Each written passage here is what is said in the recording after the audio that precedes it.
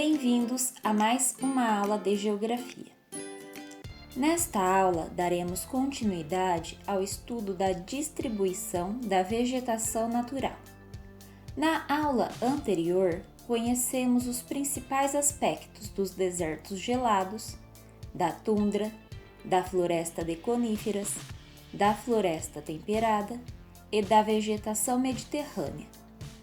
Nesta aula, aprenderemos as características das pradarias e estepes, dos desertos, da vegetação de montanhas, das savanas e das florestas tropicais e equatoriais.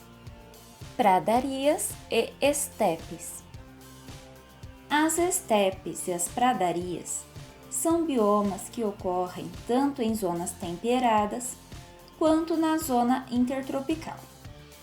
Onde os índices de precipitação são maiores, ou seja, chove mais, como em locais de clima temperado e subtropical, ocorrem as pradarias.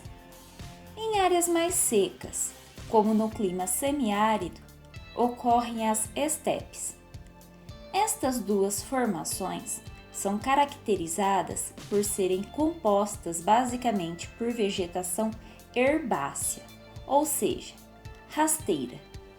Nos locais mais chuvosos, a vegetação apresenta um tamanho maior, sendo esta uma das diferenças entre as estepes, que são geralmente mais baixas, e as pradarias, que são um pouco maiores. Em razão da ocupação humana, tanto as pradarias quanto as estepes deram lugar a campos de cultivo e muitos animais desses biomas praticamente desapareceram.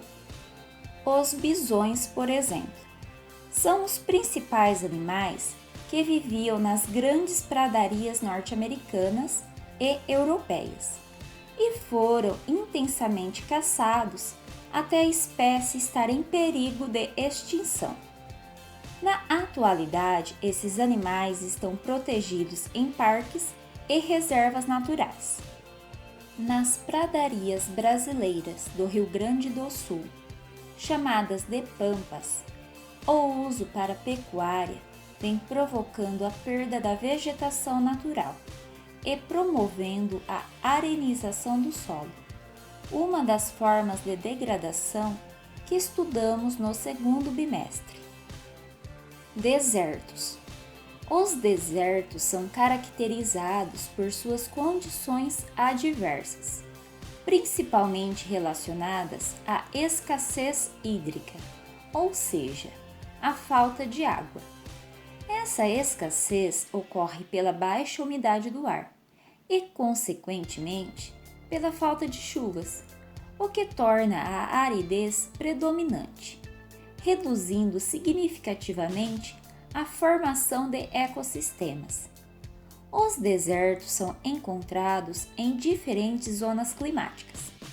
Além dos desertos gelados, estudados na aula anterior, que ocorrem nas zonas polares, na zona temperada surgem os chamados desertos frios, e nas zonas tropicais, os desertos quentes.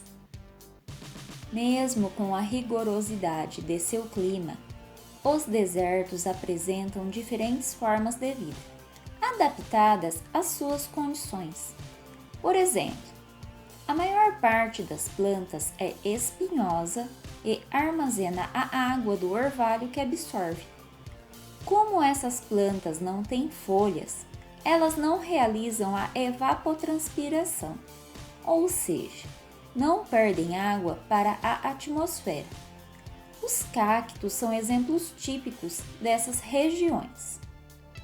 As características dos desertos dificultam a ocupação humana e por isso muitos deles foram pouco alterados. Vegetação de montanhas. Você se lembra de quando estudamos os fatores que influenciam o clima?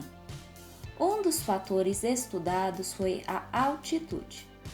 Na ocasião, aprendemos que à medida que a altitude aumenta, a concentração de gases diminui, fator que faz com que a atmosfera retenha menos calor em altitudes maiores. E, portanto, resumimos assim: quanto maior a altitude, menor a temperatura. Montanhas são encontradas em diferentes zonas climáticas. Porém, o clima predominante nos pontos mais altos é semelhante nas principais regiões montanhosas do mundo. Isso significa que, mesmo estando em uma zona tropical, o topo das montanhas apresentará características semelhantes ao das zonas temperadas. Da mesma forma que a altitude influencia o clima, acaba definindo as diferentes formas de vegetação. Os ecossistemas das montanhas mudam à medida que a altitude se eleva. Nas áreas baixas, não sujeitas aos efeitos da altitude, a vegetação encontrada ao pé da montanha é a vegetação típica da região onde ela se encontra. Em áreas mais elevadas, surgem pinheiros, tal como a vegetação de coníferas. Próximo ao topo delas, surgem apenas vegetações rasteiras, semelhantes à tundra. No topo, a vegetação é ausente, muitas vezes coberto por neve. Savanas. A savana é uma vegetação típica de climas tropicais, que alternam entre o verão quente e chuvoso e o inverno seco. A vegetação, em geral, é composta de árvores distantes umas das outras, entremeadas por grama. O bioma cerrado no Brasil corresponde a um tipo de savana. No continente africano, esse bioma é habitat dos maiores animais terrestres, como elefantes, girafas, rinocerontes e muitos outros. Por muito tempo, a caça predatória no continente africano provocou a redução do número de algumas espécies de animais. Essa atividade visava, além do turismo, ao comércio de peles de animais e de marfim, que são as presas dos elefantes. Atualmente, apesar da caça ilegal persistir no continente, o turismo vem se tornando uma atividade aliada à preservação ambiental e à conservação dos parques nacionais. Um exemplo são os safaris, que atraem turistas que vão apenas para observar os animais da savana em seu habitat. No Brasil, o Cerrado sofreu e ainda sofre significativa alteração por conta do desmatamento para a expansão das atividades agropecuárias. Tal situação provocou a perda de grande parte desse bioma. Outro problema resultante da atividade humana no Cerrado são as queimadas frequentes, em especial nos períodos mais secos. Florestas tropicais e equatoriais. Abrigando a maior biodiversidade da Terra, as florestas tropicais e equatoriais são formadas em regiões de clima quente e úmido, onde as chuvas são abundantes praticamente o ano todo. No Brasil, essas florestas correspondem à Mata Atlântica, no caso da floresta tropical, e à floresta amazônica, exemplo de floresta equatorial, que, apesar de certas particularidades de cada uma, apresentam diversas características comuns. As florestas úmidas são formadas por uma vegetação muito diversificada, assim como são densas, ou seja, fechadas e sempre verdes. A grande umidade dos climas onde se encontram essas florestas provém delas próprias. As plantas apresentam folhas grandes e largas, que, além da fotossíntese, liberam umidade no ar por meio da evapotranspiração. Essa umidade não favorece apenas as regiões onde as florestas ocorrem. Os ventos carregam a umidade para outras regiões, gerando chuvas mesmo em locais distantes das florestas.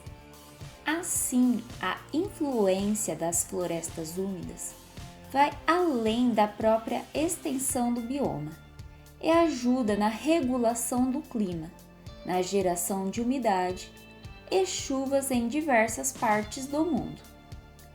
A presença desse tipo de vegetação se estende principalmente nas regiões tropicais e equatoriais da América do Sul, da África e da Ásia, sendo que a maior concentração desse tipo de bioma ocorre na América do Sul, em especial no Brasil. Assim como outros biomas, as florestas úmidas sofreram significativa redução das suas áreas originais. Nas florestas brasileiras, a Mata Atlântica perdeu mais de 90% da sua cobertura total, cedendo lugar para as cidades e para a agropecuária. No que diz respeito à Amazônia, esta se tornou recentemente tema de debates internacionais, por causa do aumento do desmatamento e das queimadas na região. Na próxima aula, estudaremos os efeitos das atividades humanas na litosfera, na atmosfera, na hidrosfera e na biosfera. Até lá e bons estudos!